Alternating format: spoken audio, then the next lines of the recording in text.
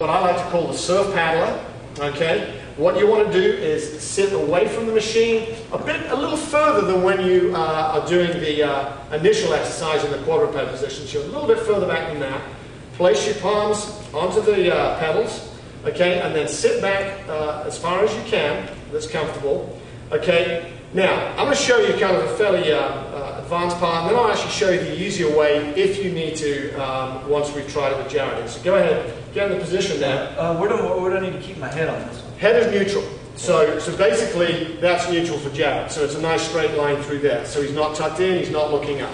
Okay? You know, a good rule of thumb I always tell people with their training, and I don't know if you agree with this, is always look kind of where your collarbone's facing. That'll kind of keep your head in a neutral position. That's right. So if we were to do that, my collarbone's pointing about here, so I'm just going to look so right that's down. pretty much where you're looking. Exactly. So that's the head position, but that's a great point.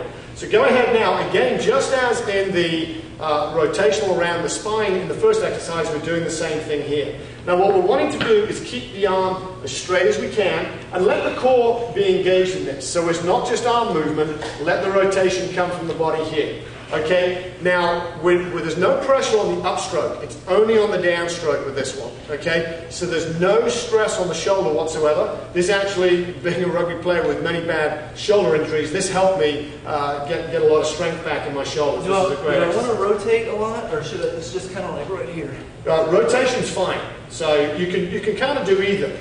But I like to get the rotation in it. Okay, good so luck. that's the surf paddle. Now what I'm going to just do also, Jared, if you would, for some of you, if that's a little strenuous on the shoulder, come a little closer to the machine and put a little bit of a bend as if you've got some wings there. Okay, now go down again, go down into position. Now with a slight bend in the arms this way, what I've done is bring the shoulder closer to where the hand is. So I've shortened the distance. By shortening that distance, I've taken the stress off the shoulder, so it makes it a little easier. So you can start in that position and then gradually extend the arms to where you've got a full extension. But as you can appreciate, that's going to be more of a stress on the shoulder than this part here. Okay, kind of as if you're also lifting a dumbbell out with a straight arm versus doing it here. Okay, so for a beginner, we're going to stay a little closer with the bend. And then for those of you that want to go ahead and get advanced, we're going to scoot back and go straight. That's right, exactly. So again, you're going to do this one for a full 60 seconds. And then if you're short and you're fatigued at 30 seconds or whatever that might be, go ahead, stop, and then over the days of the weeks, you're going to build that. So we've done 4 exercises there. Each of them add up to a minute's worth of exercise, and you spread those again throughout the day. And let's make another point about that. Jared's in workout clothes here because we want to make sure you can see the form, but you can still work out with this program in your business attire or whatever you're wearing at home, okay? And you can spread those throughout the day. And then, of course, it becomes, as we've said before, incredibly time efficient. So adding the Core 4 training program is an additional 8 minutes. We've now done 20 minutes. That's it, 20 minutes a week, and I can assure you, for me, myself, for a long time, that's comprised all I've done, and tremendous benefits can be a result.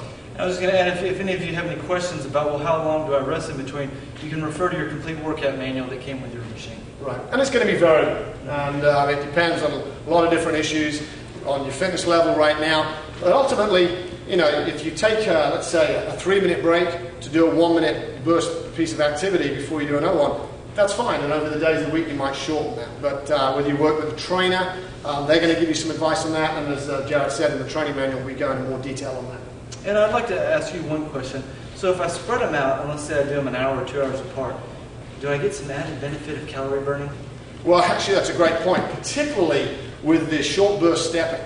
Because when you do a minute's worth of burst training, they've shown research that's a minute will elevate your metabolism. Okay, now how long does that elevate?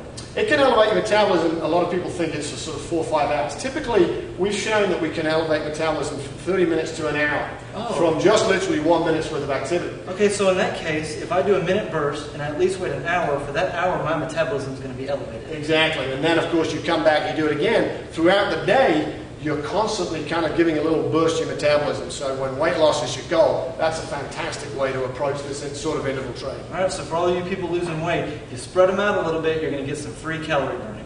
You got it. That's exactly the way to look at it. Okay, so we're going to move on now.